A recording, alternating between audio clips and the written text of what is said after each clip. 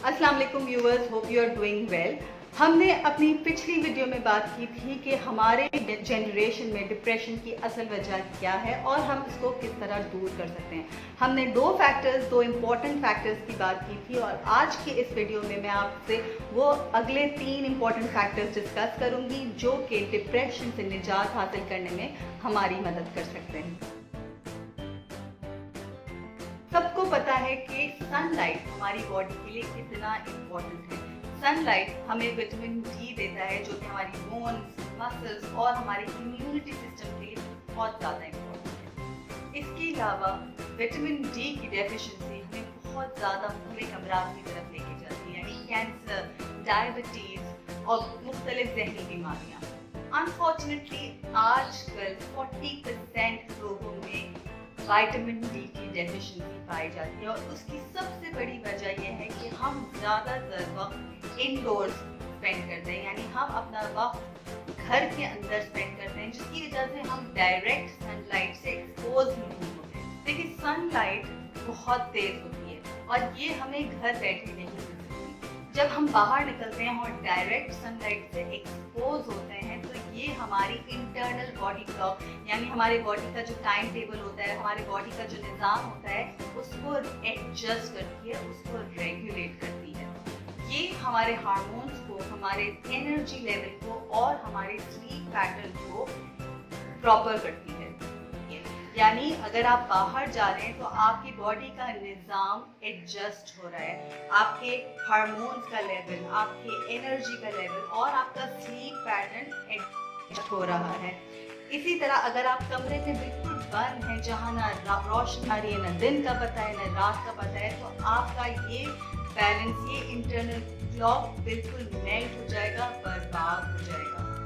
Research ये suggest करती है कि आपने दिन में कम से कम 10 मिनट डायरेक्ट सनलाइट से एक्सपोज होना है और इसमें आपके पैटर्न, हार्मोन्स, एनर्जी लेवल बिल्कुल बैलेंस हो जाएंगे और आप डिप्रेशन से दूर चले जाएंगे।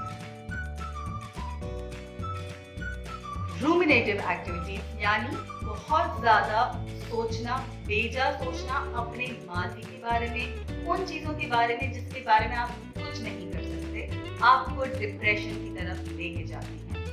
बहुत सारे लोग ये कहते हैं कि माजी के बारे में सोचने में इतनी बुराई क्या है, मगर अगर आप हमारी लाइफस्टाइल को देखें तो हम ज़्यादातर वक्त अकेले गुजारना पसंद करते हैं, क्योंकि हमारे पास इतनी टेक्नोलॉजी, इतने गैजेट्स हैं कि हम अपने आप को ईजिली बिजी कर लेते हैं, मगर हम अपने आप को ईजिली आइसोलेट भी करते हैं। और जब आप अकेले होते हैं तो ये सोच बार बार आपकी जहन में आती है और ये सोच अक्सर औकात नेगेटिव और जनरलाइज भी हो सकती हैं। यानी अगर मैं अपने माजी के बारे में सोचूं कि मैं पिछले साल फेल हो गई थी, फिर इसको मैं जनरलाइज करती जाऊंगी और मैं इसको बार बार सोचती जाऊंगी कि मैं पिछले साल फेल हो गई थी, मैं क्यों फेल हो गई थी, मैं तो हमेशा फेल हो जाती हूँ, या फिर उसने मुझे तब धोखा दिया था और सारे लोग ऐसे ही होते हैं। तो इस तरह की थॉट्स आपको बहुत ज़्यादा नेगेटिव तरफ लेके जाती है और आपको फाइनली डिप्रेशन की तरफ लेके जाती है। एंटी रूमिनेटिव एक्टिविटीज़ की सबसे अच्छी बात ये होती है कि ये आपको इतना मसरूफ़ कर देती हैं, ये आपको इतना इंगेज कर देती हैं कि आप माजी की नेगेटिव चीज़ों के बारे में सोचना छोड़ देते हैं, आप नेक्स्ट फ्यूचर के बारे में सोचना शुरू करते हैं, आप उन एक्टिविटीज़ के बारे में सोचना शुरू करते हैं। और जब आप इतने ज़्यादा इंगेज होते हैं तो by the time you fall asleep, जब रात होती है तो आप इतने थक चुके होते हैं और आपके जहन में इतनी सारी पॉजिटिव थॉट्स होती हैं कि नेगेटिव थॉट्स रात को आपकी नींद को डिस्टर्ब नहीं करती। सो अगर आपको नींद का मसला है तो आपने अपने आप को इंगेजिंग एक्टिविटीज़ में मसरूफ़ करना है ताकि बाय नाइट टाइम आप इतने थक चुके हो कि आप आसानी से सो जाएं। इन नेगेटिव थॉट्स को आप किस तरह काउंटर कर सकते हैं? आप उनको बहुत आसानी से काउंटर कर सकते हैं, वो है कुछ इंगेजिंग एक्टिविटीज़ में अपने आप को मसरूफ़ करें। ठीक है, इंगेजिंग एक्टिविटीज़ दो किस्म की हो सकती हैं, या तो आप बहुत ज़्यादा सोशलाइज करें, दोस्तों में जाएं, घूमें फिरें, गैदरिंग्स में जाएं, इवेंट्स में जाएं, कोई क्लब ज्वाइन कर लें, कोई जिम ज्वाइन कर लें, तो इससे आपकी सोशल सर्कल इंक्रीज होगा, इससे आप इंगेज रहेंगे।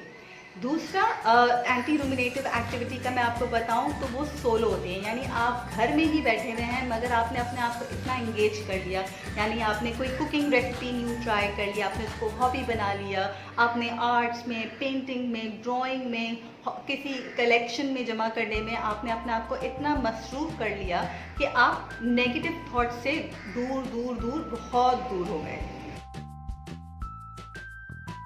सोशल कनेक्शन, अगर हम प्रेजेंट की बात करें तो आई थिंक ये सबसे ज़्यादा इम्पॉर्टेंट फैक्टर है जो डिप्रेशन की तरफ लीड करता है। देखिए, इंसान एक सोशल एनिमल है ना, हम कभी अलग नहीं रह सकते, हम हमेशा ग्रोह में रहते हुए आए हैं, हमेशा अपनी टीम के साथ काम करते हुए आए हैं, हम अपनी टीम की मदद करते हैं और उसी तरह हम अपनी जितनी भी प्रॉब्लम्स होती हैं उनको सॉल्व करते हैं। उससे पिछली जनरेशन हर काम मिल के करती थी, वो एक दूसरे की मदद करके खुश होते थे। अनफॉर्चुनेटली हमारी जनरेशन में ये बहुत ज़्यादा मिसिंग है। इनफैक्ट अगर आप किसी से बात करें तो आपको अंदाज़ा होता है कि उसकी तो कोई क्लोज फ्रेंड्स हैं ही नहीं, वो कितना अकेला है। According to research, socially connect होने से, एक दूसरे से ताल्लुकात बढ़ाने से हमारी बॉडी में कुछ हार्मोन्स रिलीज़ होते हैं और वो हार्मोन्स हमारी डिप्रेशन, एंजाइटी और स्ट्रेस को ख़त्म करते हैं। जबकि आइसोलेट होने से, अकेले रहने से, अकेलेपन से हमारा दिमाग लिटरली श्रिंक हो जाता है।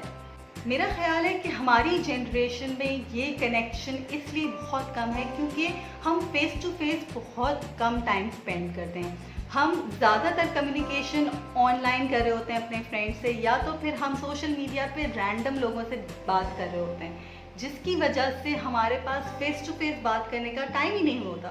फेस टू फेस कम्युनिकेशन आपको बहुत इंपॉर्टेंट 2 स्किल्स सिखाती हैं, कॉन्फिडेंस एंड प्रेजेंटेशन। जब आप लोगों के सामने जाते हैं आप अपने आप को प्रेजेंट करना सीखते हैं। जब आप लोगों से बात करते हैं तो आप कॉन्फिडेंस बिल्डिंग कर रहे होते हैं। तो जब तक आप फ्रेंड्स नहीं बनाएंगे, जब तक आप बाहर नहीं जाएंगे, सोशलाइज नहीं करेंगे, किसी ग्रुप के साथ नहीं बैठेंगे, तो आप ये इम्पोर्टेंट लाइफ स्किल्स कैसे सीखेंगे। सो फ्रेंड्स, अगर आप डिप्रेशन की तरफ जा रहे हैं तो प्लीज़ अच्छे फ्रेंड्स बनाएं, उनके साथ कुछ क्वालिटी टाइम स्पेंड करें। फ्रेंड्स, ये है वो 5 फैक्टर्स जो आपको डिप्रेशन से निकालने में, डिप्रेशन को ट्रीट करने में या डिप्रेशन से दूर रहने में मदद कर सकते हैं। अगर आपको ये वीडियो इन्फॉर्मेटिव लगी हो तो प्लीज़ सब्सक्राइब करना मत भूलिएगा and keep on watching for more videos. Until then, अल्लाह हाफिज़।